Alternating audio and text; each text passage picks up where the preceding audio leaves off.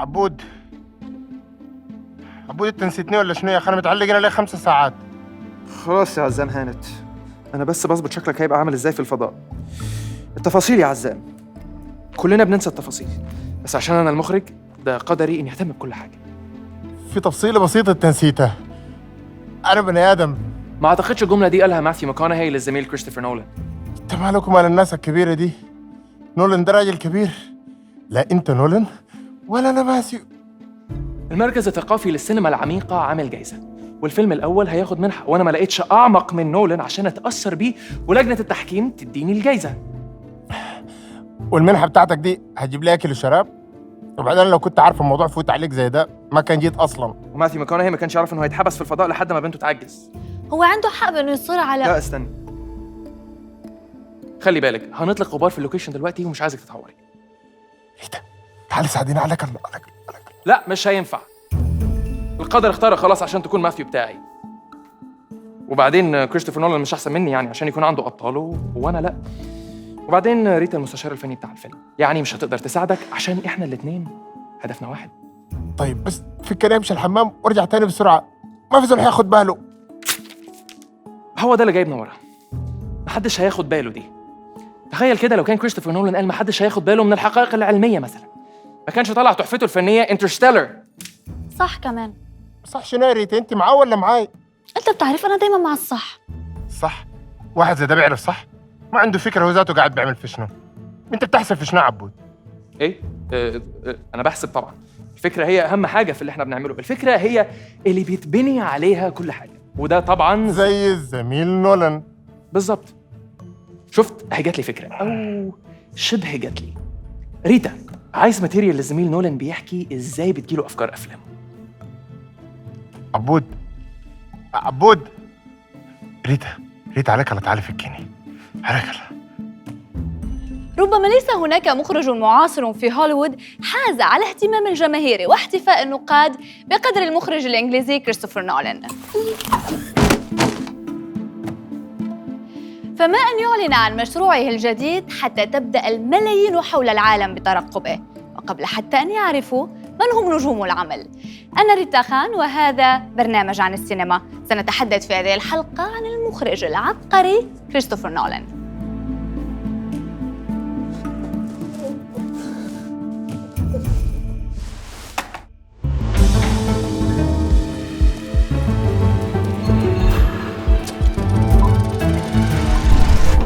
لم يدرس نولان السينما، لكن أفلامه تحولت إلى مدرسة سينمائية بحد ذاتها. فقد درس الأدب الإنجليزي في لندن وكان رئيساً لاتحاد السينما فيها. يقول نولان: عندما كنت أصنع أفلاماً في الجامعة بدأت بالتفكير في الحرية التي يتمتع بها الأدباء في السرد، وبدا لي أنه على صناع الأفلام الاستمتاع بهذه الحرية أيضاً.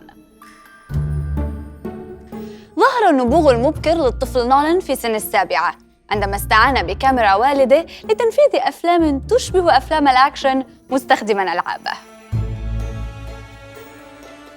يقول نولان إن أحد أهم أسباب دخوله لعالم صناعة السينما هو مشاهدته لرائعة المخرج جورج لوكاس ستار وورز نيو هوب.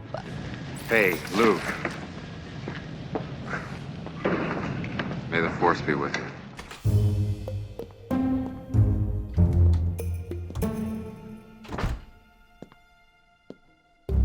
اعتمد نولان في بداية عمله بالسينما على موارد مالية محدودة، وهو ما اضطره لأن يكون ملماً بكافة تفاصيل الإنتاج، فانعكس ذلك إتقاناً في أفلامه وقدرة على التدخل في أي من عناصر العمل. I started to follow people. Who? عام 1998 أخرج نولان أول أفلامه الطويلة Following، وقد استعان في صناعته بأصدقائه حيث تم تنفيذ الفيلم بميزانية محدودة جداً بلغت $6,000 فقط. وكان تصوير الفيلم يتم يوم السبت من كل أسبوع فقط، لأن أفراد فريق العمل مشغولون في وظائفهم العادية طوال الأسبوع. مهد هذا الفيلم لمسيرة نولان الناجحة بعد ذلك، والتي ساهم فيها بقوة أخوه جوناثان. كتب جوناثان قصة قصيرة بعنوان مومنتو موري وعرضها على أخيه، فطور نولان القصة وكتب سيناريو فيلمه مومنتو الذي رشح لجائزة أفضل سيناريو أصلي.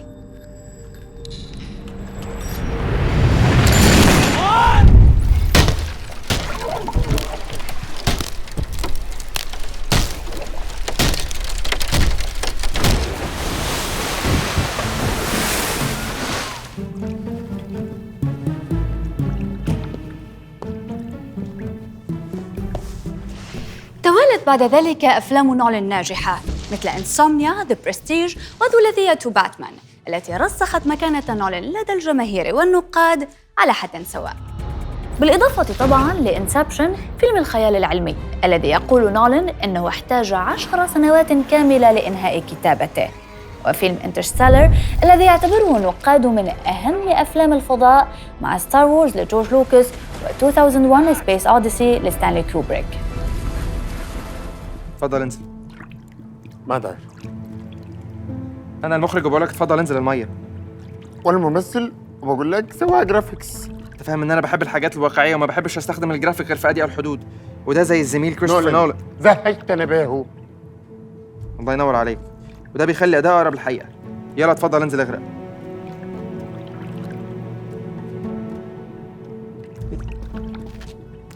قلت لك انا بحب الحاجات الواقعيه، وبعدين قلت لك اتفضل انزل اغرق مش انجو. ده يخلي المشهد مش حقيقي. فونتم من أكتر على العزام، بدي أشوف ملامح مزبوط.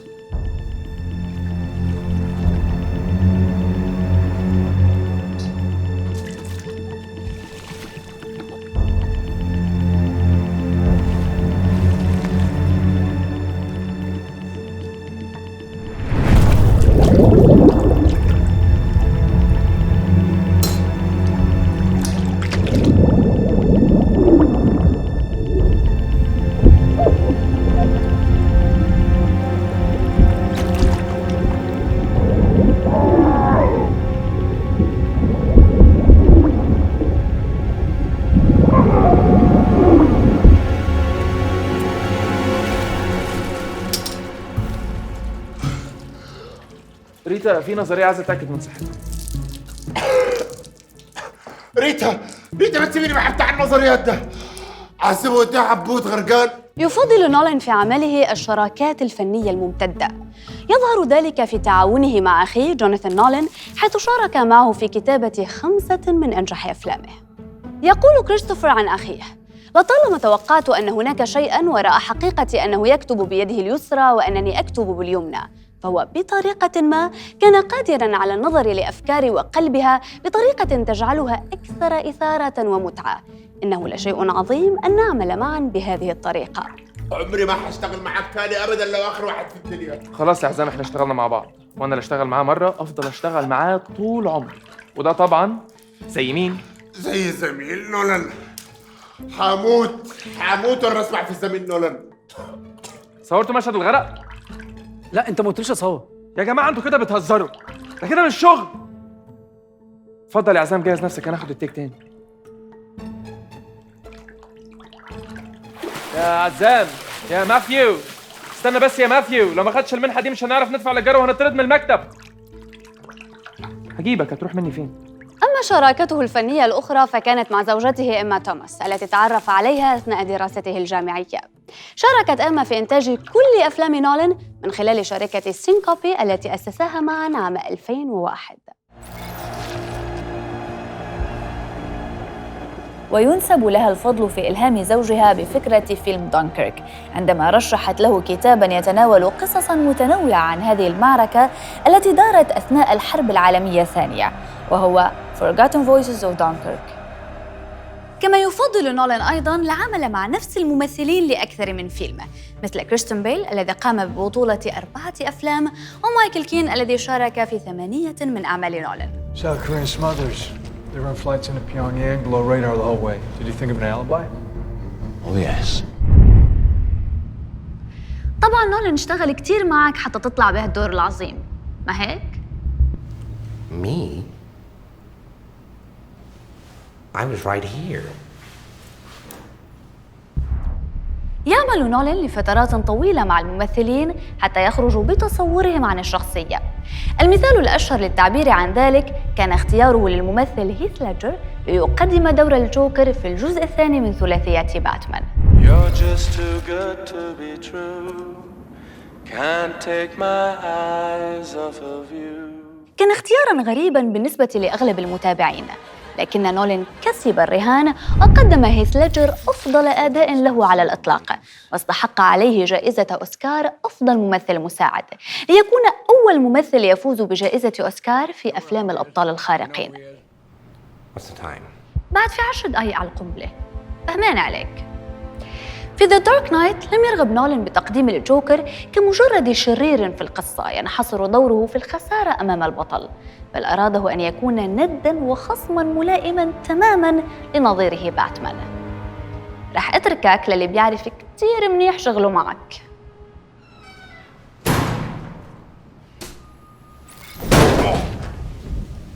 ولأجل الوصول إلى شخصية مناسبة شكلاً وأداءً، كانت هناك جلسات عمل مطولة بين نولان وليدجر للاتفاق على منظور مختلف لشخصية الجوكر.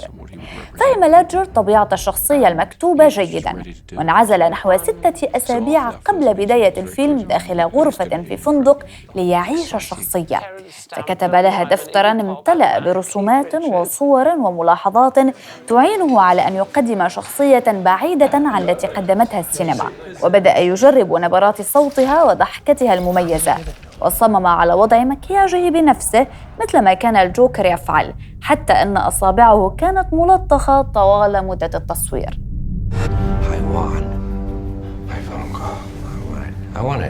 I want my phone call. بدك تتصل عشان تفجر المكان، ما زبطت معك هالمرة. في موقع التصوير قدم ليدجر أداءً استثنائياً أذهل الجميع، وعلى رأسهم نولان نفسه، الذي يقول إنه فوجئ بنبرة الصوت وطريقة الضحك والحركات الجسدية للجوكر. Do you want to know why I use a knife? Guns are too quick. You can't savor all the little emotions. أنا بقى بحب الرصاص، سريع وبريح من الصداع. معلش فلسفتي مختلفة شوي.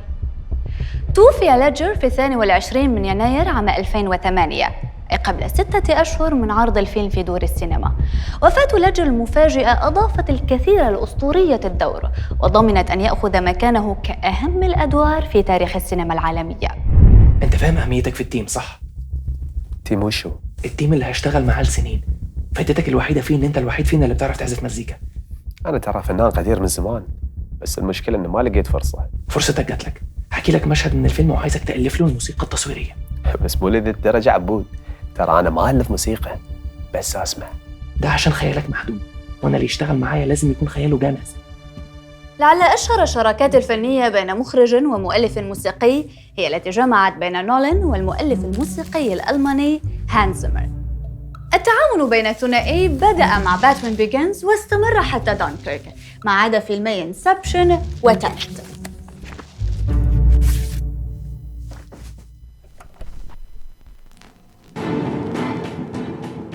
يتشارك ثنائي الولع بالتجريب والخروج عن المألوف، فالموسيقى عند زيمر ليست مجرد مصاحبة للمشاهد أو ترجمة للانفعالات العاطفية للشخصيات، بل هو يعمل على تصميم عوالم موسيقية كاملة للفيلم تعزز فكرته ورؤيته الإبداعية.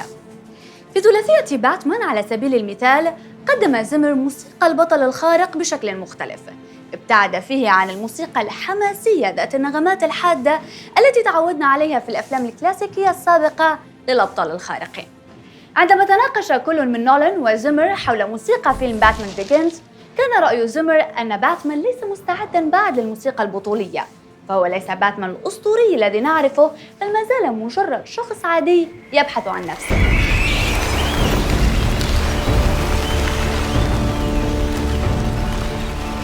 نرى هذا بوضوح في مقطوعة The Batcave التي تجعلنا نشعر أن البطل عالق لا يستطيع تحقيق ذاته بعد. ستتطور هذه المقطوعة لاحقاً لتصبح النغمة الرئيسية للجزء الثاني The Dark Knight، وقد حقق البطل ذاته وأصبح باتمان الأسطوري، فالموسيقى عند هانز زيمر تتطور مع الشخصية. He's a silent guardian, a watchful protector, a dark knight.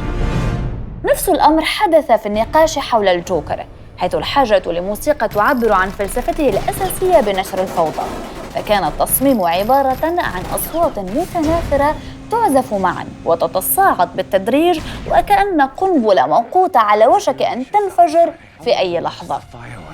There will be any fireworks. And here we go.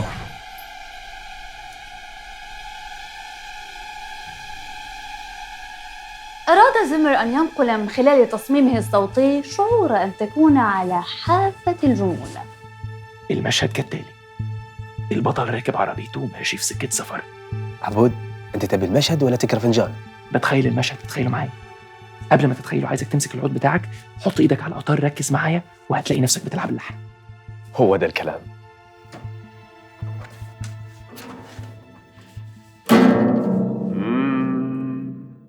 البطل راكب عربيته وماشي في سكة سفر. هو مش عارف هو رايح فين واحنا مش عارفين هو رايح فين. فجأة بيبقى في غيوم في الشارع، بينزل على جنب، الرعد بيضرب، يولع سيجارة بس ما تولعش، الولاعة ما فيهاش غاز. تعجبني يا هانس. حاضرين يا نولان. حسن، احنا لازم ننط في اللاوعي، ده الحل الوحيد عشان ننقذ الكوكب. تبي الصج؟ أنا ما بنط في هالزمن. صراحة خايف يضيع عمري ويطوفني قطار الزواج. لا لا لا لا، باتم هني أنا. الزواج؟ صدق دي فعلا مجازفة، لكن لو ده كان الحل الوحيد عشان ننقذ البشرية. كات يا جماعة، كات. كات يا جماعة، في حاجة غلط. الكاميرا التعبانة اللي احنا بنصور بيها دي، أنا عايز كاميرا آي ماكس. ها؟ آي ماكس؟ ليه إن شاء الله؟ أنا عايز ألتقط كل التفاصيل. قال تفاصيل؟ من حقك تبي التفاصيل؟ خذ التفصيل اللي على الطوف الشمخ الشطولة، ولا تبي الزرار المقطوع اللي على جاكيت عزام؟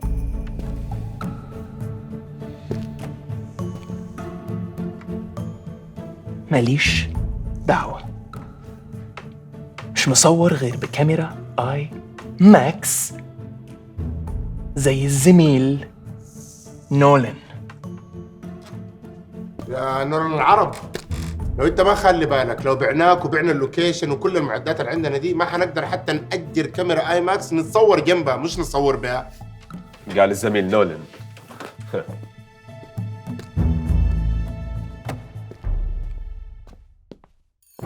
كاميرا الآيماكس تمتلك القدرة على تسجيل وعرض الصور بشكل أضخم وأكبر في الحجم والدقة من كاميرات السينما العادية، وهو ما يجعل تكلفة إنتاج الفيلم أكبر، لأن كل ما يتعلق بتقنية آيماكس أضخم وأكثر تكلفة، بداية من خام الفيلم والعدسات مروراً بالعرض الذي يتطلب صالة سينما مخصصة له. Amazing, massive cameras. A very, very visceral experience, a really tactile experience of being there in these events. The audience really gets the benefit of that large canvas. ولأنه لا يحب استخدام المؤثرات البصرية كثيراً ويفضل أن يكون كل شيء أمام الكاميرا حقيقياً، فقد خاطر نولان أثناء تصويره فيلم دانكيرك بتثبيت كاميرا آي ماكس تبلغ قيمتها $500,000 في طائرة حربية تسقط من ارتفاع عال لتتحطم في مياه المحيط.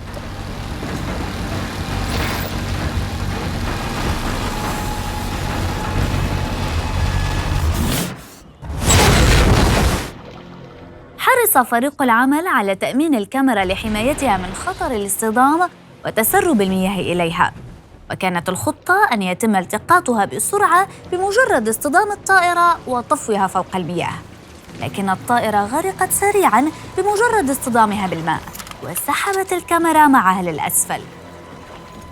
ظلت الكاميرا في قاع المحيط لحوالي 90 دقيقة حتى تمكن الغواصون من انتشالها. بالتأكيد تعطلت الكاميرا تحت ضغط الماء وفسد شريط الفيلم الخام وضاعت اللقطة، لكن المفاجأة أن فريق الفيلم تمكن من إنقاذ الكاميرا والشريط الخام وتم وضع اللقطة في الفيلم. We want to give people a really intense ride, really put people there and allow them to feel what that experience would have been like. هذا الهوس النولاني بالتصوير بكاميرات الآيماكس تجلى أكثر في فيلمه الأخير تانت، حيث حطم نولان الرقم القياسي في عدد اللقطات التي تم تصويرها بهذه الكاميرا. حرص نولان كذلك على استخدام المؤثرات البصرية في أضيق الحدود في تانت، وهو ما جعله يشتري طائرة بوينغ 747 حقيقية ويصور اصطدامها داخل أحد المباني ودهسها لمجموعة من السيارات قبل أن يفجر الطائرة نفسها في النهاية.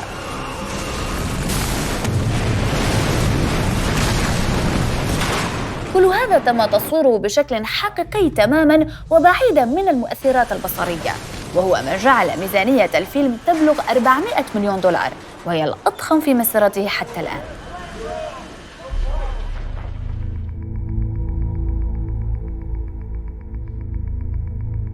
ستوب. في شنو حسي؟ شامم ريحة دخان في اللوكيشن، قلت مفيش سجاير في اللوكيشن. دي ما سجاير يا عبود، ده الدخان بتاع البخور اللي انت ولعته وكنت بتحب الريحة بتاعته. طيب اتفضل كمل. لكل مخرج قواعده الصارمة حول ما يسمح أو لا يسمح به في مواقع التصوير. ممثلة آن هاثاواي في لقاء لها زعمت أن نولان لا يسمح بوجود الكراسي في موقع التصوير، وبرر ذلك بأنه يقول إن وجدت الكراسي سيجلس الممثلون، وجلوسهم يعني أنهم لا يعملون. يا جدعان مين اللي جايب تليفونه اللوكيشن؟ هذا تليفونك عبود عم برن. ادي التليفون اللي مضايقكوا وادي البخور اللي مضايقكوا. نشتغل؟ يلا نشتغل. كيلي بوش نوفاك المتحدثة الرسمية باسم نولان نفت هذه المعلومة، وأقرت بأن الشيئين الوحيدين اللذين يمنعهما نولان أثناء التصوير هما التدخين والهواتف المحمولة. يا جدعان أنا مش عارف أشتغل بقى، أنتوا إزاي مش فاهمين اللي أنا شامه ده؟ اللوكيشن بولع.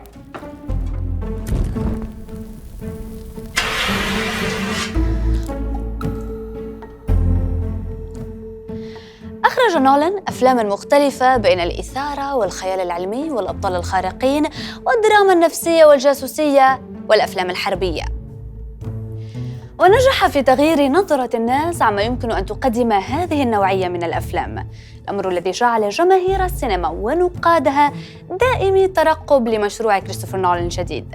أنا ريتا خان وهذا برنامج عن السينما. إلى اللقاء. منها راحت، مستقبلي راح، كل حاجة تتحرق قدامي.